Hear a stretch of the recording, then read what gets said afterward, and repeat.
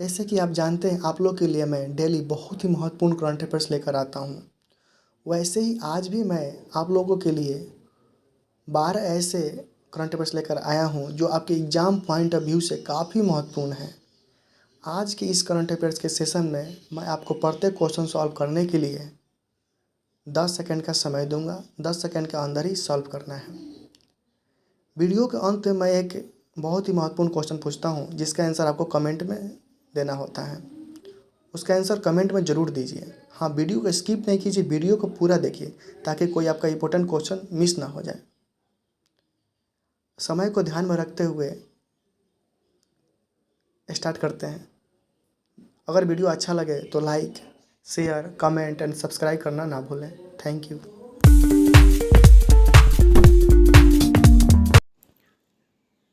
Hello मेरे प्यारे दोस्तों, आज आप लोग कैसे हैं? आज आप लोग के लिए मैं 17 मई का करंट अफेयर्स लेकर आया हूँ जो कि एग्ज़ाम पॉइंट ऑफ व्यू से काफ़ी महत्वपूर्ण है। आप लोग पढ़ते क्वेश्चन के आंसर कमेंट में ज़रूर दीजिएगा और लास्ट में मैं एक क्वेश्चन पूछता हूँ उसका भी आंसर आप लोग ज़रूर कमेंट में दीजिएगा। क्वेश्चन बहुत ही इंपॉर्टेंट है, आप ध्यान से देखिए। क्वेश्चन नंबर 1, कौन से बैंक ने सॉवरेन गोल्ड बॉन्ड योजना जारी करने का निर्णय लिया? इसका ऑप्शन है bank of Baroda, bank of India, reserve bank of India, Punjab national bank. तो इसका आंसर होगा रिजर्व बैंक ऑफ इंडिया। अब रिजर्व बैंक ऑफ इंडिया से रिलेटेड कुछ हम क्वेश्चन को डिस्कस करेंगे। सबसे पहले सॉवरेन गोल्ड बॉन्ड योजना के बारे में जान लेते हैं। भारत सरकार ने भारतीय रिजर्व बैंक के परामर्श से मई 2021 से सितंबर 2021 तक 6 किस्तों में सॉवरेन गोल्ड बॉन्ड जारी करने का निर्णय लिया। कितने किस्तों में? 6 किस्तों में। इसका समय क्या है? मई 2021 से सितंबर 2021 तक। और किसके परामर्श से? भारतीय रिजर्व बैंक के परामर्श से। एग्जाम में क्वेश्चन आ सकता है, ठीक है, इसको आप ध्यान में रखेंगे, बहुत इंपॉर्टेंट है। अब रिजर्व बैंक के बारे में कुछ हम डिस्कस करते हैं। जिस तरह से किसी परिवार को चलाने के लिए एक मुखिया की आवश्यकता पड़ती है, उसी प्रकार से भारत में बैंकों को नियंत्रण और संचालन करने के लिए एक मुखिया की आवश्यकता होती है, जिसे हम RBI, reserve bank of India के नाम से जानते हैं। दोस्तों, आरबीआई की स्थापना reserve bank of India act 1934 के अनुसार 1 अप्रैल 1935 को हुई थी। ये एग्जाम में बहुत बार आ चुका है कि रिजर्व बैंक ऑफ इंडिया की स्थापना किस एक्ट के तहत हुआ है। तो reserve bank of India act 1934 के तहत हुआ है। ये भी क्वेश्चन आता है। इसकी स्थापना कब हुआ था, ये भी क्वेश्चन एग्जाम में आता है। 1 अप्रैल 1935 को हुई थी। आरबीआई का राष्ट्रीयकरण कब हुआ था? 1 जनवरी 1949 को हुई थी, ध्यान में रखेंगे। ये भी एग्जाम में बहुत बार आता है। आरबीआई भारतीयों में बैंकों का बैंक है, एक चूंकि केंद्रीय बैंक है, इसलिए इसका जानना बहुत जरूरी है। जिस तरह से हमें पैसों की ज़रूरत है तो हम बैंकों के पास जाते हैं, उसी प्रकार बैंकों को भी पैसों की ज़रूरत होती है तो बैंक आरबीआई के पास जाते हैं। इनका मुख्यालय मुंबई में है, जो पहले कोलकाता में था। देखिए, हमारे पास अगर पैसे का ज़रूरत होता है तो हम बैंक के पास जाते हैं, जो बैंक में जमा किए रहते हैं, चाहे लोन जैसे भी चाहे, लेकिन बैंक के पास ही जाते हैं। तो हमें पैसा जो घटता है, चाहे जो भी कम होता है, तो हम बैंक के पास जाते हैं, बैंक से मांगते हैं। उसी प्रकार बैंक के पास भी तो कभी ना कभी पैसा घटता होगा, वो किसके पास जाएंगे? तो उनके लिए एक बनाया गया है भारतीय रिजर्व बैंक, वो उनके पास जाते हैं। जैसे हमारे, देखिए, हमारे घर में ही कुछ अगर जरूरत पड़ जाए तो हम किसके पास जाते हैं? अपने घर के सदस्य हेड के पास जाते हैं कि हमको कुछ जरूरत है, हमको दीजिए। उसी प्रकार भारत का जो बैंकों का हेड है वो भारतीय रिजर्व बैंक है। तो जितने बैंक है भारत का, सबका हेड कौन है? उनके पिताजी कौन है? तो भारतीय रिजर्व बैंक है। इनका मुख्यालय मुंबई में है, पहले कोलकाता में था। इससे रिलेटेड कुछ क्वेश्चन डिस्कस करते हैं। भारतीय रिजर्व बैंक की स्थापना किस वर्ष हुई थी? 1 अप्रैल 1935 को।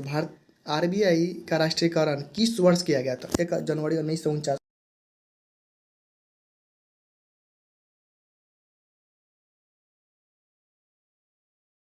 भारतीय रिजर्व बैंक के गवर्नर का कार्यकाल कितने वर्षों का होता है? 3 वर्षों का होता है।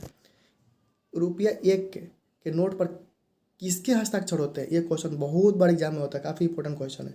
वित्त सचिव के। भारतीय रिजर्व बैंक की स्थापना किस अधिनियम के प्रावधानों के अनुसार हुई थी? तो भारतीय रिजर्व बैंक अधिनियम 1934 के तहत हुई थी।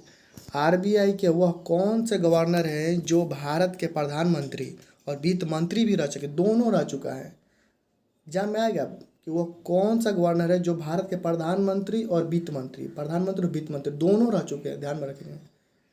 वो मनमोहन सिंह है, बहुत बार एग्जाम में आ चुका है और आगे भी आएगा। आरबीआई का लेखा वर्ष कब से कब तक होता है? 1 जुलाई से 30 जून तक होता है।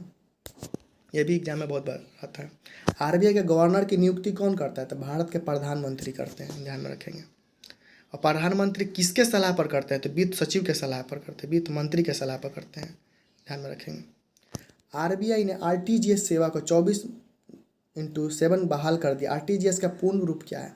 आरटीजीएस ये एग्जाम में बहुत बार आया। आरटीजीएस का फुल फॉर्म सिर्फ पूछता है क्या है? तो real time gross settlement. Bharat में सिक्कों के ढलाई का काम कौन करता है? तो वित्त मंत्रालय करता है। रुपये के चिन्ह पर किसको बनाया गया है? किसने बनाया? रुपये के चिन्ह को किसने बनाया? उदय कुमार जी ने बनाया, ठीक है। क्वेश्चन नंबर 2, हाल ही में कृषि और किसान कल्याण मंत्रालय ने वर्ष 2021 से 22 के लिए एकीकृत बागवानी विकास मिशन for integrated development of horticulture, जिसका संक्षिप्त रूप है MIDH, कितने करोड़ रुपये आवंटित किए? तो इसका आंसर होगा 2250 करोड़। इसके कुछ इंपॉर्टेंट पॉइंट। बागवानी कृषि पूछ सकता है, बागवानी में कौन कौन सा आ सकता है? तो ये फल है, सब्जियां है, सजावटी पौधों से संबंधित है। ये क्वेश्चन यहाँ से बहुत इंपॉर्टेंट बनता है। भारतीय बागवानी का जनक किसे कहा जाता है? तो वो है मेरा MH मैरीगौड़ा। एकीकृत बागवानी विकास मिशन, इस योजना को कृषि और किसान कल्याण मंत्रालय वर्ष 2014 से 15 से लगातार कार्यान्वित कर रहा है। इसे हरित क्रांति कृषि नीति योजना के तहत लागू किया गया है। पूछता है एग्जाम में कि एकीकृत बागवानी मिशन किसकी योजना के तहत लागू किया गया है? तो हरित क्रांति कृषि नीति योजना के तहत। एग्जाम में आ सकता है। केंद्रीय कृषि मंत्री अभी कौन है? नरेंद्र सिंह तोमर, याद रखेंगे, नरेंद्र सिंह तोमर। ये भी एग्जाम में आता है। ICAR का फुल फॉर्म क्या है? तो Indian council of agriculture research, भारतीय कृषि अनुसंधान परिषद। इसकी स्थापना 16 जुलाई 1929 को हुआ था। इसका मुख्यालय कहाँ है? नई दिल्ली में। ICAR का मुख्यालय नई दिल्ली में। एग्जाम में बहुत बार आता है। इसका फुल फॉर्म पूछा जाता है। इसकी स्थापना भी कभी कभी पूछ लिया जाता है। 2011 के जनगणना के अनुसार भारत में कुल कार्यशील जनसंख्या का 64.5% भाग कृषि में लगा हुआ है। ये भी एग्जाम में आता है, कितने परसेंट लगा हुआ है? तो 64.5%। इसलिए इस पर महत्वपूर्ण प्रश्न तो बनते हैं। चलिए डिस्कस करते हैं। हाल हरित क्रांति का जनक किसे माना जाता है? Doctor MS Swaminathan. हरित क्रांति कब हुआ था? तो 1967 से लेकर 1968। ये भी ध्यान में रखेंगे, ईस्वी भी ध्यान में रखेंगे, 1967 से 68, ठीक है।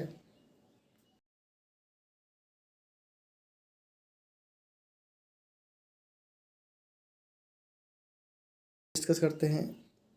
रबी फसल किसे कहते हैं? खरीफ फसल किसे कहते हैं? जायद फसल किसे कहते हैं? रबी फसल, जो फसल अक्टूबर में बोई जाती है, अप्रैल में काट ली जाती है, उसको हम रबी फसल कहते हैं। जो लोग गांव से बिलोंग करते हैं उनको पता होगा अक्टूबर में कौन सी फसल बोई जाती है और अप्रैल में कौन सी काट ली जाती है।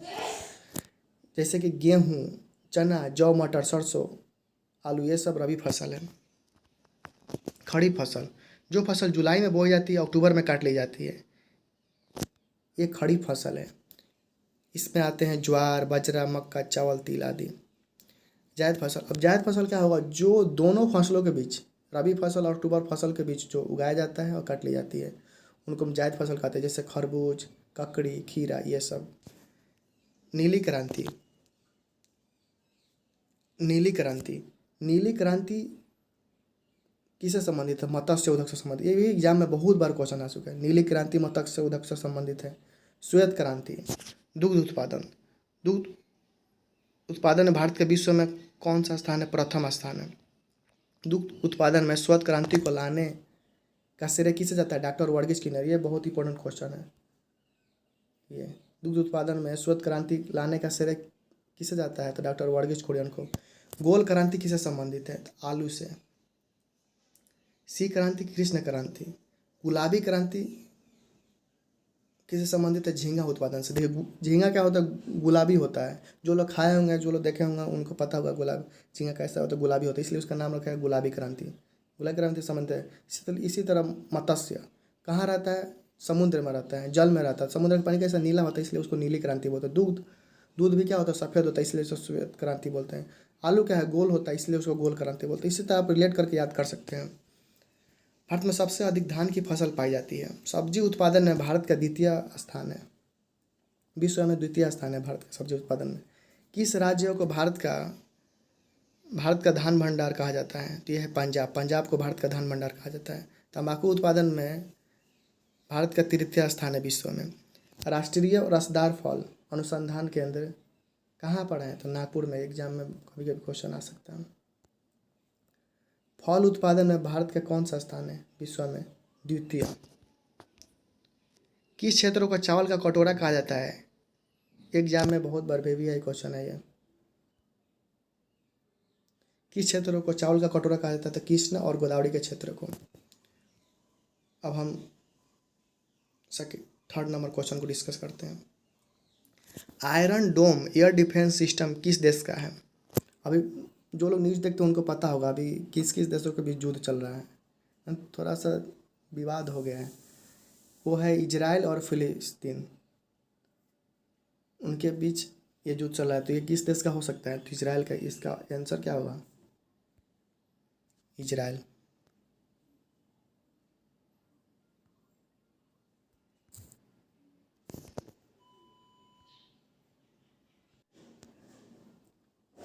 इसका आंसर होगा इजराइल। इसका कुछ इंपॉर्टेंट पॉइंट डिस्कस करते हैं। इजरायली आयरन डोम डिफेंस सिस्टम, इसकी मारक क्षमता कितनी है? तो 470 किलोमीटर है। ये याद रखिएगा, इसकी मारक क्षमता कितनी है? 470 किलोमीटर है। ये चूंकि मोबाइल सिस्टम है, इसको कहीं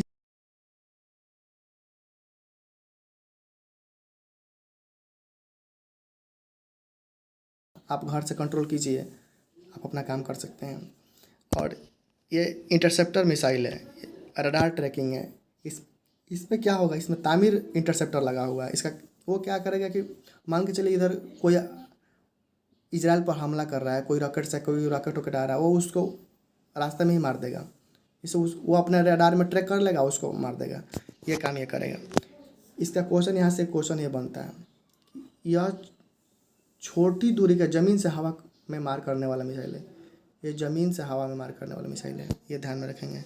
किस टाइप का मिसाइल है? ज़मीन से हवा में मार करने वाला एयर डिफेंस सिस्टम है।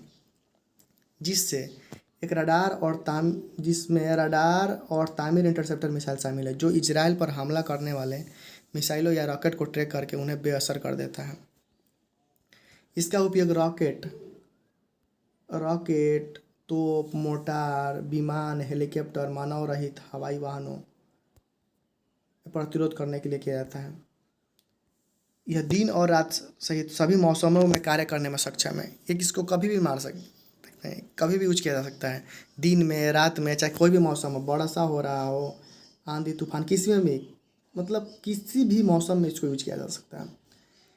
इस राज्य द्वारा संचालित, अब इसको विकसित दो मिलकर किए हैं, राफेल एडवांस डिफेंस सिस्टम और इजराइल एरोस्पेस इंडस्ट्रीज द्वारा विकसित किया गया है। ये एग्जाम में क्वेश्चन आ सकता है। इसे वर्ष 2011 में तैनात किया गया था। अब भारत के पास S-400 ट्राइब प्रणाली है, इसको कौन बनाया है? तो रूस ने डिज़ाइन किया है। ये भी क्वेश्चन में आता है, भारत के पास जो S-400 है, इसको कौन सा देश ने डिज़ाइन किया है? तो रूस द्वारा डिज़ाइन किया गया है। ये तीनों खतरों जैसे रॉकेट, मिसाइल, क्रूज मिसाइलों से निपटने में सक्षम है। ये बहुत पावरफुल मिसाइल है। इजराइल के बारे में कुछ डिस्कस करते हैं। इजराइल दक्षिण पश्चिम एशिया में एक, याद रखेंगे, दक्षिण पश्चिम एशिया में स्थित एक देश है। यह दक्षिण भूमध्य सागर के पूर्वी छोर पर स्थित है। इसके उत्तर में लेबनान, पूर्व में सीरिया और जॉर्डन, दक्षिण पश्चिम में मिस्र है। यरूशलेम इसराइल की राजधानी है। इजराइल की जो भाषा होता है वो हिब्रू होता है, वो जो कि दाएं से बाएं लिखा जाता है। एग्जाम में बहुत बार रहता है कि जो हिब्रू भाषा हो वो किस तरह से किधर लिखा जाता है, दाएं से बाएं, बाएं से दाएं से एग्जाम में आ जाता है। तो आप उसको टिक करेंगे, दाएं से बाएं लिखा जाता है। इजराइल दक्षिण पश्चिम एशिया का एक स्वतंत्र यहूदी राज्य है, क्योंकि यहाँ पर बहुत ही यहूदी लोग रहते हैं। मतलब ओनली यहूदी नहीं, और भी कई धर्म रहते हैं, बट यहूदी बहुत ज़्यादा रहते हैं, इसलिए इसको यहूदी राज्य बोलते हैं इजराइल को। इसकी स्थापना 1948 में हुई थी। 14 मई 1948 को पैलेस्टाइन से ब्रिटिश सत्ता के समाप्त पर होने पर बना था। इसकी स्थापना कब हुआ था? 14 मई 1948 को हुआ था। इजराइल का सबसे लोकप्रिय खेल कौन सा है? फुटबॉल और बास्केटबॉल है। एग्जाम में क्वेश्चन आता है, कितना बार आ चुका है और आगे भी आएगा। इजराइल का सबसे राष्ट्रीय लोकप्रिय खेल कौन सा है? फुटबॉल और बास्केटबॉल है। इजराइल का मुद्रा कौन सा है? नई शेकेल। एग्जाम में अगर शेकेल भी आए तब भी आप टिक करेंगे, वो भी आपका सही होगा आंसर। इसका शेकेल होता है। इससे नई शेकेल मतलब होता है इसका इजराइल का मुद्रा, लेकिन शेकेल भी एग्जाम में आता है, इसलिए शेकेल टिक करेंगे अगर आएगा तो। ऐसा होता है, देख लीजिए। इजराइल के प्रधानमंत्री कौन है? तो बेंजामिन नेतन्याहू। अभी फिलहाल में इजराइल के प्रधानमंत्री बेंजामिन नेतन्याहू हैं। इजराइल के जो संसद को किस नाम से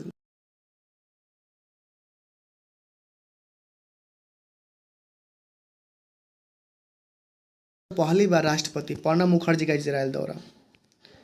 भारत के कोई पहली बार कोई राष्ट्रपति था जो 2015 में इजराइल गया था, वो है प्रणब मुखर्जी। इसी प्रकार 2017 में पहली बार कोई भारत के प्रधानमंत्री इजराइल का दौरा किया तो वो है नरेंद्र मोदी जी।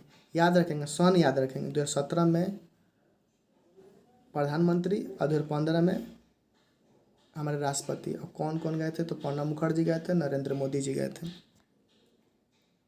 भारत ने अपने भारतीय अंतरिक्ष अनुसंधान संगठन के माध्यम से इजराइल के लिए एक सैन्य उपग्रह टेक्सार को लॉन्च किया। टेक्सार, ये ध्यान में रखेंगे। एग्जाम में पूछ सकता है कि इजराइल का वो कौन सा उपग्रह इसरो ने लॉन्च किया है, तो आप टिक करेंगे सैन्य उपग्रह, टेक्सार होगा इसका आंसर। एग्जाम में आ सकता है। अब क्वेश्चन नंबर 4, मुसलमानों का कौन सा पवित्र स्थल इजराइल और फिलिस्तीन की विवादास्पद भूमि पर स्थित है? इसका आंसर होगा ऑल अलास्का।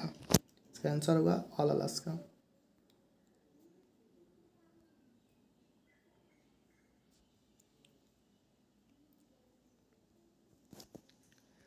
ऑल अलास्का मस्जिद उस भूमि पर स्थित है जो इजराइल फिलिस्तीन संघर्ष का कारण है। चूँकि इजराइल के बारे में पहले ही डिस्कस कर चुके हैं, इसलिए आगे बढ़ते हैं। क्वेश्चन नंबर 5, E2025 पहल किससे संबंधित है? Question number A, swine flu. Option A है swine flu, option B malaria, option C covid, option D दिलसैद। आप लोग थोड़ा गैस कीजिए कौन सा हो सकता है। इसका सही आंसर है मलेरिया।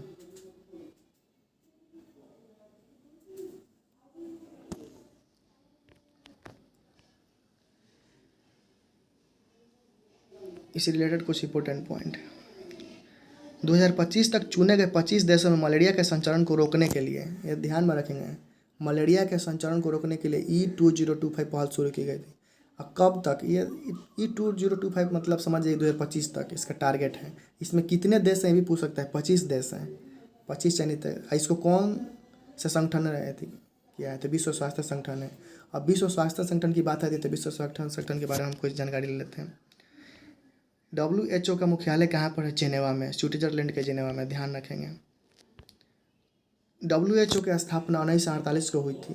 WHO में 194 सदस्य हैं और 2 संबंधित देश हैं। ये भी एग्जाम में बहुत बार आ चुका है। WHO का मुख्यालय पूछता है। WHO का मुख्यालय स्विट्जरलैंड के जेनेवा शहर में स्थित है। भारत भी विश्व स्वास्थ्य संगठन का प्रमुख देश है। 194 देश में भारत भी आता है, ठीक है। तो भारत में WHO का मुख्यालय कहाँ पर है? तो न्यू दिल्ली में है। ये एग्जाम में आता है क्वेश्चन। भारतीय मुख्यालय नई दिल्ली में कहाँ पर है? तो भारतीय मुख्यालय नई दिल्ली में है, ठीक है। एग्जाम में ऐसा क्वेश्चन आ सकता है कि WHO का मुख्यालय भारत में कौन से राज्य में है, चाहे भारत में कहाँ पर है? तो नई दिल्ली में। ऐसा एग्जाम में क्वेश्चन आ सकता है, आप उसे टिक करेंगे। WHO का चेयरमैन कौन है? Tedros Adhanom Ghebreyesus. VVI question है। WHO का चेयरमैन कौन है? 2020 का थीम क्या है? 2021 का थीम क्या है? डिस्कस करते हैं। 2020 का थीम है सपोर्टिंग नर्सेस एंड मिडवाइफ्स और 2021 का थीम है एक निष्पक्ष स्वस्थ दुनिया का निर्माण, building A fairer healthier world for everyone. ये एग्जाम में आएगा, आप जरूर आएगा, देखिएगा, आप जरूर टिक करेंगे इसको। फिर से एक बार,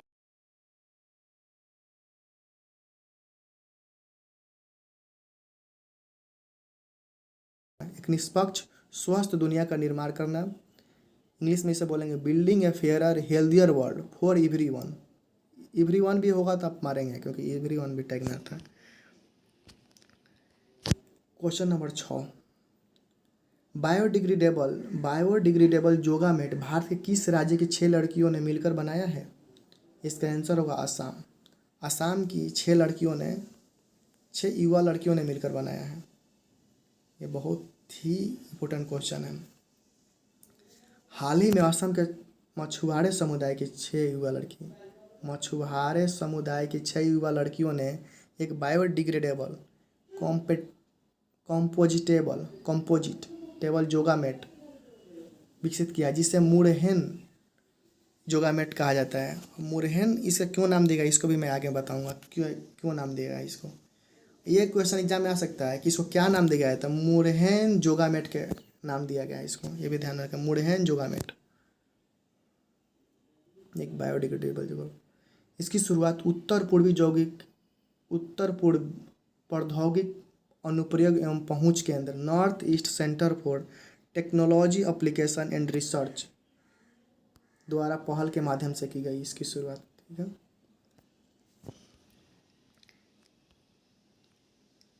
NECTAR एक स्वायत्तशासित केंद्र है जो भारत सरकार के विज्ञान और प्रौद्योगिकी विभाग के तहत स्थापित है। इसका मुख्यालय शिलांग में। पूछ सकता है ये NECTAR का मुख्यालय कहाँ पर है, तो शिलांग में है, मेघालय, शिलांग। ये एग्जाम में आ सकता है क्वेश्चन, इसको आप, इम्पोर्टेंट क्वेश्चन है, इसको टिक करेंगे। मुरहेन जोगामेट का नाम काम सोराई, ये देखिए मुरहेन जोगामेट का नाम क्यों रखा। मुरहेन जोगामेट का नाम काम सोराई दीपोर बिल वन्यजीव अभयारण्य में पाए जाने वाले पक्षी पर्पल मुरहेन के नाम पर रखा गया है। ध्यान में रखेंगे, ये दीपोर बिल वन्यजीव अभयारण्य है ना, उसमें पर्पल मुरहेन नाम का एक पक्षी है कामसोराई, उसके नाम पर ही रखा गया है मुरहेन जोगामेट। यह हाथ से बुनी हुई 100% बायोडिग्रेडेबल और जलकुंभी से विकसित 100% कंपोजिटेबल मैट है। इसकी सीमा नॉर्थ ईस्ट के असम के बारे में कुछ डिस्कस करते हैं। असम, इसकी सीमा नॉर्थ ईस्ट के अन्य सभी राज्यों से मिलती है। नॉर्थ ईस्ट में कौन कौन सा राज्य डिस्कस करेंगे, सभी मिलती है। इसके अतिरिक्त इसकी राष्ट्रीय सीमा, अंतर्राष्ट्रीय सीमा जो है वो भूटान से, पूछता है कि असम से अंतर्राष्ट्रीय सीमा किसके किसके लगती है, तो वो होगा आपका भूटान और बांग्लादेश, भूटान और बांग्लादेश।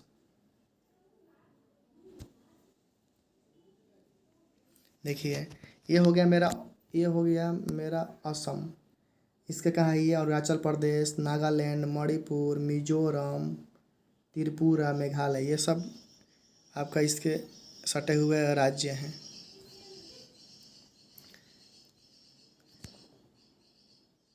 इस राज्य के जीवन रेखा ब्रह्मपुत्र, यहाँ का सबसे इम्पोर्टेंट नदी कौन सा है, ब्रह्मपुत्र नदी है। यहाँ पर काजीरंगा राष्ट्रीय पार्क, काजीरंगा राष्ट्रीय पार्क पूछता है कहाँ पर, किस स्टेट में है, तो काजीरंगा राष्ट्रीय पार्क असम में है। विश्व का सबसे बड़ा नदी द्वीप माजुली, जो कि असम में है। ये भी एग्जाम में बहुत VVI क्वेश्चन है। माजुली, कामाख्या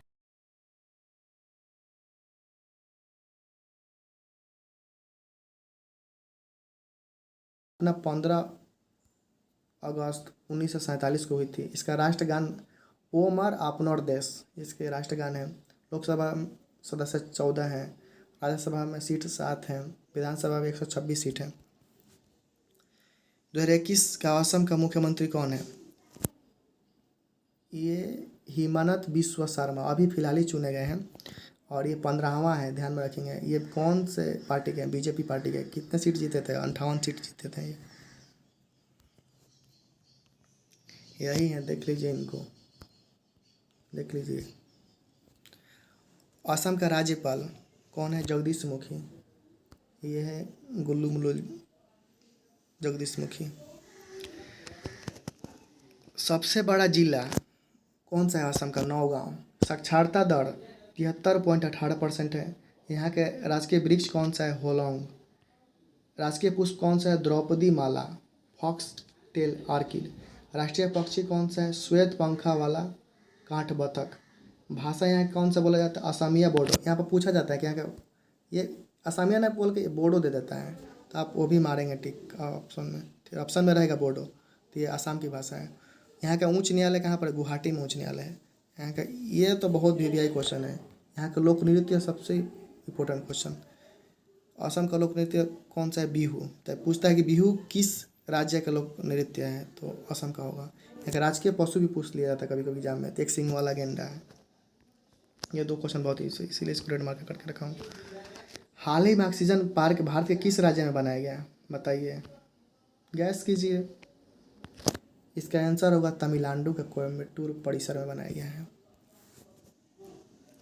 हाल ही में तमिलनाडु कृषि विश्वविद्यालय के कोयम्बटूर परिसर में बीमा बांस, ध्यान में रखेंगे, किससे बनाया गया है? बीमा बांस। एग्जाम में और कुछ नहीं तो ये क्वेश्चन आ सकता है, बीमा बांस से ऑक्सीजन पार्क का निर्माण किया गया है। विश्वेश्वरैया राष्ट्रीय प्रौद्योगिकी संस्थान VNIT नागपुर के विशेषज्ञ भीमा बांस और कायर नारियल के जट्टा से क्रैश बैरियर के डिजाइन पर काम कर रहा है। किसके डिजाइन पर काम कर रहे हैं? Crash barrier. हाल ही में केंद्रीय कृषि एवं किसान कल्याण, ग्रामीण विकास तथा पंचायती राज्य मंत्री द्वारा 9 राज्यों मध्य प्रदेश, असम, कर्नाटक, नागालैंड, त्रिपुरा, उड़ीसा, गुजरात, उत्तराखंड व महाराष्ट्र के 22 बांस क्लस्टर की शुरुआत की गई।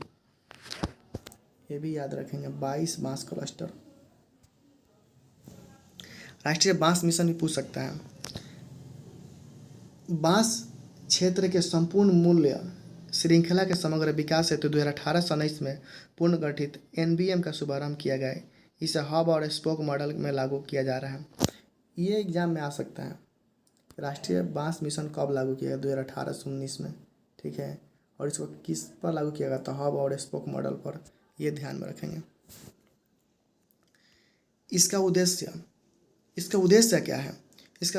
इस मिशन का उद्देश्य क्या है?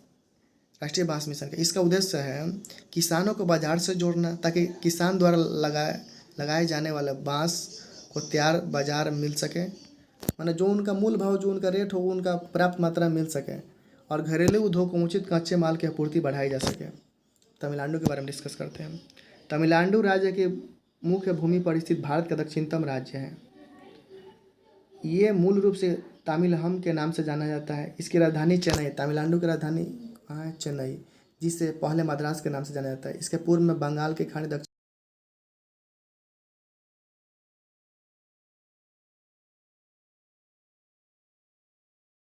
इसकी सीमा केरल, कर्नाटक, आंध्र प्रदेश से लगती है। इसकी समुद्री राष्ट्रीय सीमा तो पूछता है कि तमिलनाडु के समुद्री राष्ट्रीय सीमा कौन सा था? श्रीलंका है। इसी के रामानाथपुरम जिले में स्थित पंबन द्वीप, हाँ, पंबन द्वीप और रामेश्वरम द्वीप दो बहुत ही पूछता है। पंबन द्वीप किस स्टेट में? तो तमिलनाडु में है। रामेश्वरम द्वीप पूछ देता है, ये भी पूछ देता है, तो इसको तमिलनाडु मारेंगे, टिक करेंगे। स्थित धनुषकोडी से राम सेतु की शुरुआत होती है। देखिए, तमिलनाडु हो गया। तमिलनाडु से सटा कौन कौन सा देश है? एक हो गया मेरा केरल, कर्नाटक, ये मेरा तमिलनाडु हो गया। ये आंध्र प्रदेश, इनकी सीमा लगती है। और समुद्री सीमा ये मेरा श्रीलंका हो गया।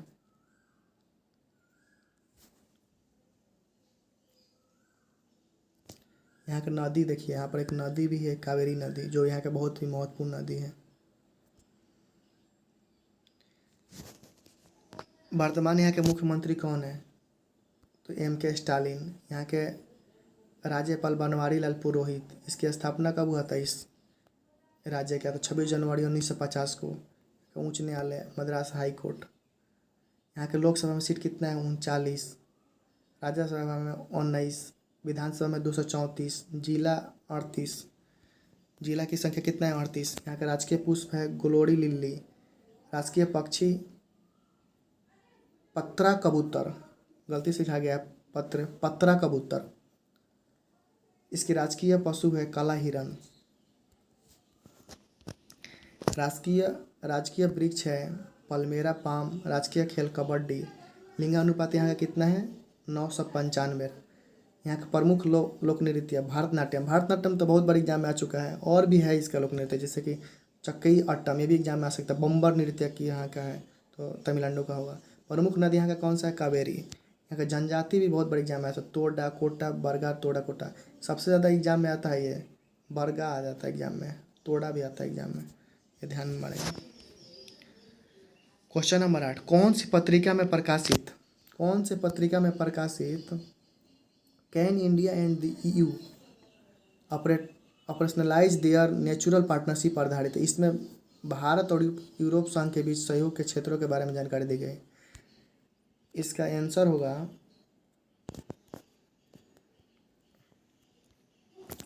होगा द हिंदुस्तान टाइम्स।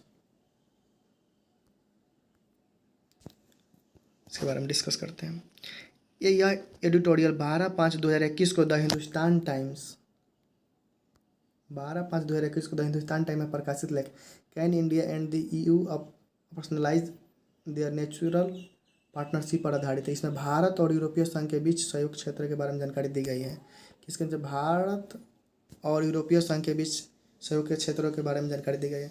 FTA वार्ता की भाले शिखर सम्मेलन का सबसे महत्वपूर्ण परिणाम यह रहा कि 8 वर्षों के बाद भारत और यूरोपीय संघ के पुनः एक व्यापारिक समझौता के लिए बातचीत शुरू करने का फैसला किया गया।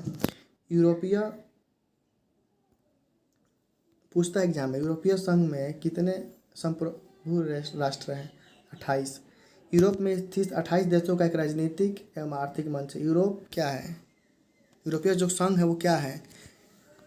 यूरोपीय संघ में यूरोप में स्थित 28 देशों का एक राजनीतिक और आर्थिक मंच है, जिन पहले 27 तब 28 हो गए, जिनमें आपस में प्रशासकीय साझेदारी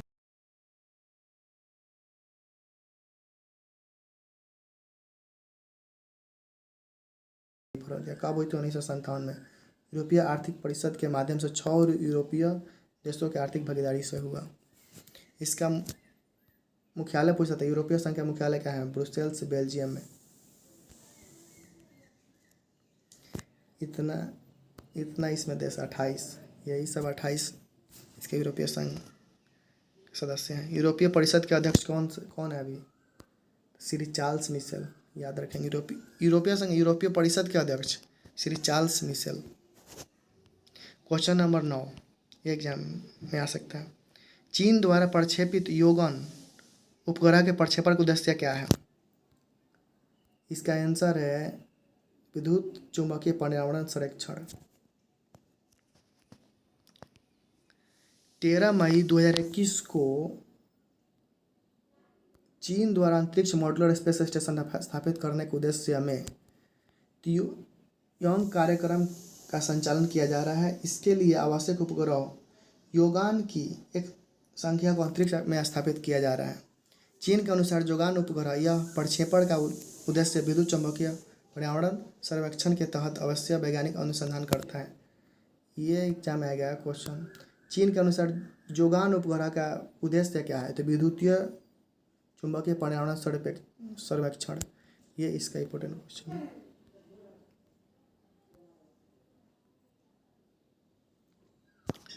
चीन द्वारा, और ये भी पूछ सकता है एग्जाम में, कितने उपग्रह हैं। चीन द्वारा 40 उपग्रह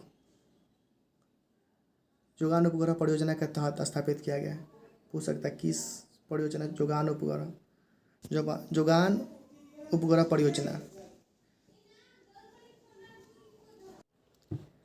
अब यहाँ से कुछ इंपॉर्टेंट क्वेश्चन बनती है। देखिए, मैकमोहन रेखा किसके बीच होता है, तो भारत और चीन के बीच। रेड क्लिफ रेखा भारत और पाकिस्तान के बीच। ऐसे एग्जाम में बहुत बार क्वेश्चन आता है। हिडनबर्ग रेखा जर्मन और पोलैंड के बीच। 38 डिग्री समानांतर रेखा उत्तर कोरिया और दक्षिण कोरिया के बीच। मैग्नेट रेखा जर्मनी और कनाडा के बीच। 49 डिग्री समानांतर रेखा USA और कनाडा के बीच। मैं इसको PDF प्रोवाइड कर दूंगा आपको यूट्यूब के डिस्क्रिप्शन में, आप लोग वहाँ से डाउनलोड कर लेंगे। जो इंपॉर्टेंट वही मैं डिस्कस कर देता हूँ। चीन से रिलेटेड, चीन का राजनीतिक दल कौन सा है, चीनी कम्युनिस्ट पार्टी। चीन के संसद को नेशनल असेंबली कहा जाता है, एग्जाम में बहुत बार आ चुका है। चीन के संसद को क्या कहा जाता है? नेशनल असेंबली कहा जाता है। चीन की गुप्तचर संस्था कौन सी है? तो सेंट्रल एक्सटर्नल लेंजा डिपार्टमेंट। चीन की मुद्रा क्या है? युआन, याद रखेंगे। चीन की मुद्रा क्या है? युआन। चीन एशिया महाद्वीप में स्थित देश है। क्षेत्रफल की दृष्टि से विश्व का तीसरा सबसे बड़ा देश है यह। जनसंख्या की दृष्टि से विश्व में सबसे बड़ा देश है। क्षेत्रफल की दृष्टि से तीसरा है, लेकिन जनसंख्या की दृष्टि से सबसे बड़ा देश है। लेकिन क्षेत्रफल और जनसंख्या के दोनों की दृष्टि में सबसे बड़ा देश है एशिया में।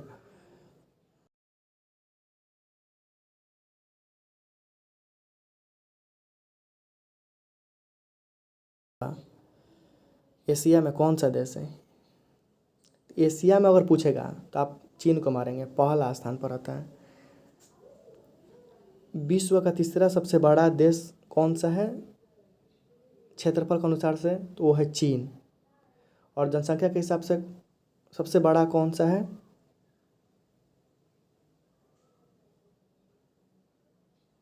सॉरी, फिर से डिस्कस करते हैं इसको। चीन एशिया महाद्वीप में स्थित देश है। क्षेत्रफल की दृष्टि से जब पूछेगा तो तीसरा स्थान है, ठीक है। और जनसंख्या की दृष्टि से पूछेगा तो पहला स्थान है। लेकिन यही अगर जब एशिया की बात होगी तो क्षेत्रफल और जनसंख्या दोनों के मामले में ये सबसे बड़ा देश है। एशिया के मामले में जब बात होगी तो चीन की राजधानी कहाँ है? बीजिंग।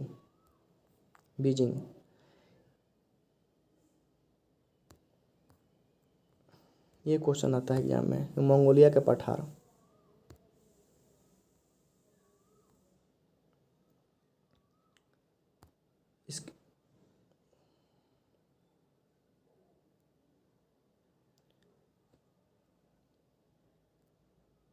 इसके उत्तर में तकलामकान पठार हैं जो शीत मरुस्थल है। उत्तर चीन मंगोलिया का पठार पूछता है। मंगोलिया का पठार कहाँ पर? ये इसे एग्जाम में डायरेक्ट आ जाता है, तो ये चीन में है।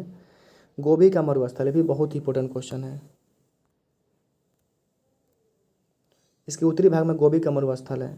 विश्व के सबसे विस्तृत पठार तिब्बत का पठार का अधिकांश भाग अब चीन में ही है। यह विश्व में सर्वाधिक अंतर्राष्ट्रीय सीमा वाला देश है। इसकी अंतर्राष्ट्रीय सीमा उत्तर कोरिया, रूस, Mongolia, Kazakhstan, Kyrgyzstan, Tajikistan, Bharat, Nepal, Bhutan, Myanmar, Laos, Vietnam से मिलती है। चीन के वस्त्र उद्योग मुख्यतः कौन सा है? तो हंगहो और यांगसिटी नदियों की घाटी में विस्तृत है।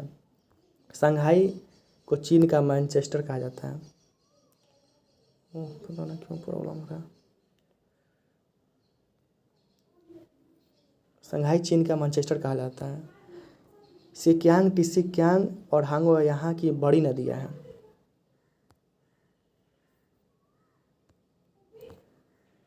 भारत और चीन दोनों देशों के करीब भारत और चीन के बीच कितने किलोमीटर की साझा होती है? 4057। ये एग्जाम में बहुत बार आ चुका है कि भारत और चीन दोनों देशों के करीब कितने किलोमीटर सीमा साझा करती है? तो 4057 किलोमीटर की डिस्टेंस के या दूरी साझा करती है। चीन से भारत की सीमा 5 राज्यों से जुड़ती है। वो है, देखिए, जम्मू कश्मीर, हिमाचल प्रदेश, उत्तराखंड, सिक्किम और अरुणाचल प्रदेश शामिल हैं। देखिए, इसको ठीक से भी याद सकते हैं। जम्मू का सिपाही अरुण हिमालय पर उतरा। जम्मू मतलब जम्मू कश्मीर, सिपाही का सिक्किम, अरुण मतलब अरुणाचल प्रदेश, उत्तरा मतलब उत्तराखंड। अब 10 नंबर क्वेश्चन डिस्कस करते हैं।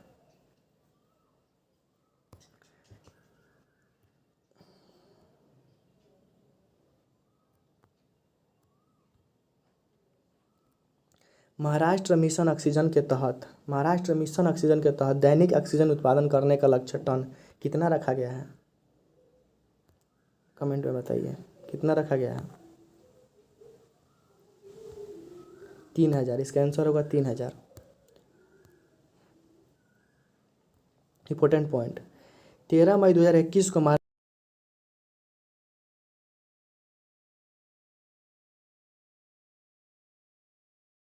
उद्देश्य निजी क्षेत्र में उद्यमियों को प्रोत्साहन कर राज्यों में आवश्यक ऑक्सीजन उत्पादन इकाइयाँ स्थापित करनी है। इस परियोजना के तहत राज्य सरकार द्वारा दैनिक ऑक्सीजन उत्पादन 3000 तक बढ़ाए जाने का लक्ष्य निर्धारित किया जाएगा। महाराष्ट्र भारत के दक्षिण पश्चिम में स्थित है। यह जनसंख्या के दृष्टि से दूसरा और क्षेत्रफल की दृष्टि से तीसरा सबसे बड़ा राज्य है। पूछता है कि भारत में जनसंख्या की दृष्टि से दूसरा सबसे बड़ा राज्य कौन सा है, तो महाराष्ट्र होगा। क्षेत्रफल की दृष्टि से कितना, तीसरा। अरब सागर महाराष्ट्र की पश्चिमी सीमा का पहाड़ी है। अरब सागर इसके पश्चिम में है, ठीक है। और इसका सीमा राज्य कौन कौन सा है ये देखते हैं। गुजरात, मध्य प्रदेश उत्तर में है। गुजरात और मध्य प्रदेश ये उत्तर में है। राज्य के पूरब में कौन सा है, छत्तीसगढ़ और कर्नाटक, तथा आंध्र प्रदेश में दक्षिण आंध्र प्रदेश में है।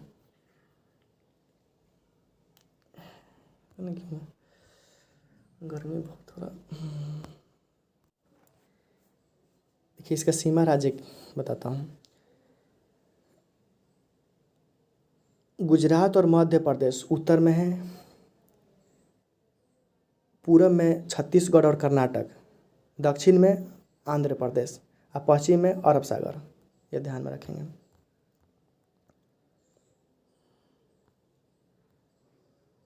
इधर से भी आप देख सकते हैं,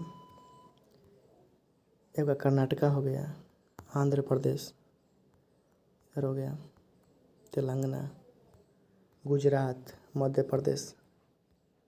इधर अरब सागर हो गया पश्चिम में आपका, तेलंगाना हो गया, आंध्र प्रदेश, इधर मध्य प्रदेश हो जाएगा आपका, इधर गुजरात हो जाएगा, इधर आपका कर्नाटका हो गया।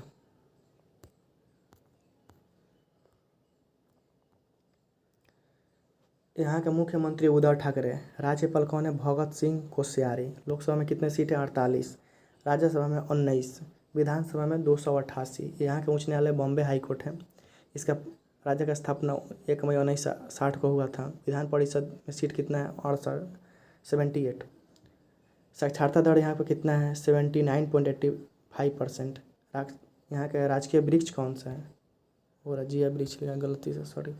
राजकीय वृक्ष क्या है, आम। राजकीय पुष्प क्या है, जारुल। राजकीय पक्षी कौन सा है, हरा कबूतर। राजकीय पशु कौन सा है, ज्वाइंट गिलहरी। खेल यहाँ का सबसे प्रमुख खेल कौन सा है, कबड्डी। प्रमुख नदियाँ कौन सा है, गोदावरी, नर्मदा, पेनगंगा, भीमा। इनमें सबसे प्रमुख नदी कौन सा है, गोदावरी और नर्मदा। यही दो प्रमुख। पूछ सकता है पेन और गंगा कहाँ की नदी, पेनगंगा भीमा कहाँ की नदी है, बताएंगे कि यह महाराष्ट्र की है। यहाँ के प्रमुख लोक नृत्य कौन से, लावणी। यहाँ का भाषा मराठी, अंग्रेजी, कोंकणी, कोई भी बोला सकता है तीनों। लेकिन सबसे इम्पोर्टेंट पूछा जाता है एग्जाम में, कोंकणी। कोंकणी किस राज्य की भाषा है।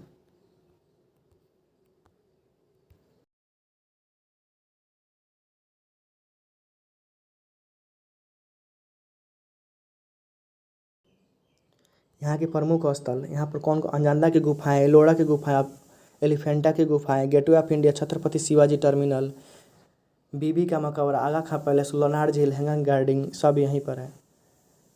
ये क्वेश्चन नंबर 11। कल जो ये मैं पूछा था आप लोग से लास्ट में, उसका मैं डिटेल्स में जानकारी देता हूँ। किस राज्य की सरकार ने ग्रामीण क्षेत्रों में कोविड-19 के प्रसार की जांच करने के लिए मेरा गांव कोरोना मुक्त गांव अभियान शुरू किया। यह होगा, इसका आंसर होगा गुजरात, जो कल मैं दिया था।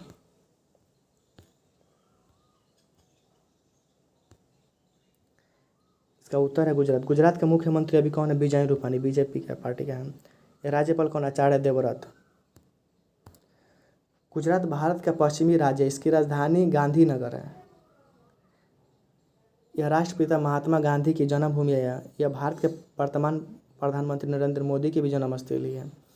यह एक समुद्री तटीय राज्य है। भारत के सभी राज्यों में इसकी समुद्री सीमा सर्वाधिक लंबी है। एग्जाम में आता है कि कौन सी राज्य की समुद्री सीमा सर्वाधिक लंबी है, वो होगा आपका गुजरात।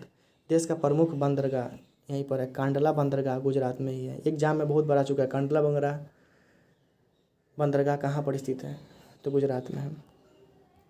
भारत के राज्यों में इसकी समुद्री अरब सागर सीमा सर्वाधिक लंबी है। भारत के राज्यों में इसकी समुद्री सीमा सर्वाधिक लंबी है, वो अरब सागर ही से लगा हुआ है। ये आपको मैप में दिखाऊंगा। इसकी सीमा राजस्थान, मध्य प्रदेश, महाराष्ट्र, दमन, दीव, दादर और नगर हवेली के साथ मिलती है। इसके अतिरिक्त इसकी राष्ट्रीय अंतर्राष्ट्रीय सीमा पाकिस्तान से मिलती है। देखिए मैप में आके डिस्कस करता हूँ। देखिए ये हो गया आपका गुजरात। इसका किसका किसका, राजस्थान, मध्य प्रदेश, दमन और दीव, दादर और नगर हवेली। दादर और नगर हवेली का जहाँ सिलवासा इसका राजधानी है, मुंबई महाराष्ट्र। और देखिए ये पाकिस्तान इसका अंतर्राष्ट्रीय सीमा हो गया।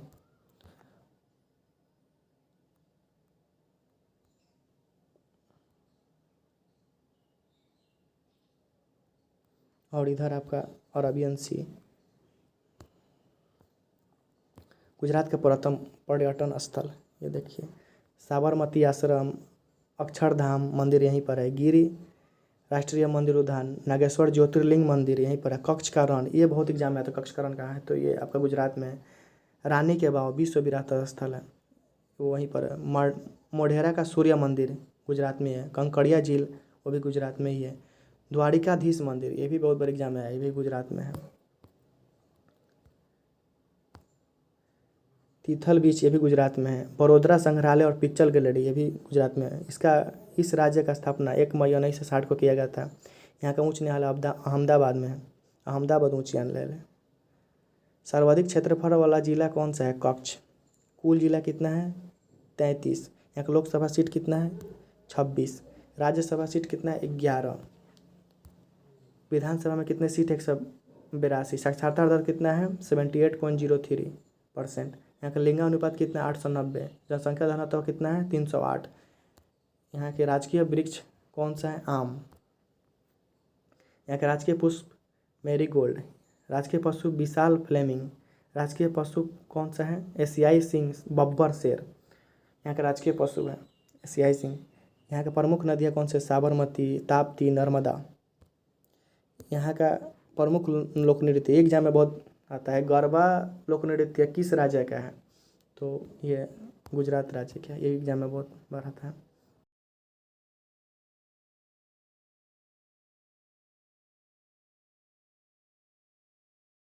इसका आंसर कमेंट में दीजिएगा। नासा द्वारा प्रक्षेपित ओसिरिस REX अंतरिक्ष मिशन का संबंध किस क्षुद्र ग्रह का अध्ययन करना है। इसका ऑप्शन है बेन्नू, ब्रैडफोर्ड, चिक्सलॉब, सब सडबरी। आप लोग इसका आंसर कमेंट में दीजिएगा। हाँ यदि वीडियो अच्छा लगे तो like, comment, share and subscribe करना ना भूलें। और हाँ मेरे को बताइएगा आप लोग के इसके बाद कौन सा टॉपिक पर आप लोग का वीडियो चाहिए, मैं इस पर ज़रूर वीडियो बनाऊँगा। Thank you, bye bye.